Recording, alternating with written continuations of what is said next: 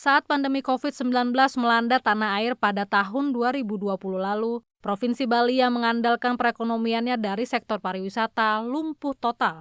Untuk menyelamatkan perekonomian Bali, pemerintah pusat gencar memberikan berbagai intervensi.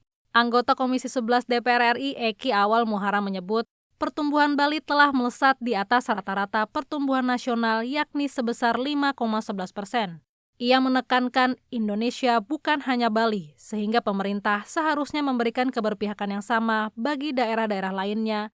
Pemerintah tidak boleh abai, pemerintah tidak boleh merasa tenang ya ketika melihat ya ada provinsi-provinsi yang pertumbuhannya masih jauh dari pertumbuhan nasional. Pemerintah harus melakukan intervensi kebijakan, pemerintah harus menggelontorkan dana yang besar kepada daerah-daerah yang masih tertinggal pasca Covid ini. Salah satunya adalah Nusa Tenggara, NTB, NTT, dan Papua.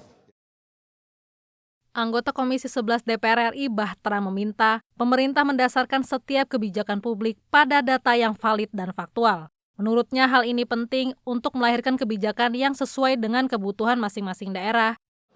Bagaimana sistem satu data seluruh Indonesia ini, baik BPS atau Bappenas, terus kemudian melakukan validasi data sehingga itu bisa menjadi acuan di berbagai kementerian dan lembaga, dan pada akhirnya nanti pada saat penyusunan apakah pembangunan yang sifatnya jangka pendek, menengah, dan jangka panjang itu betul-betul berbasis data yang valid.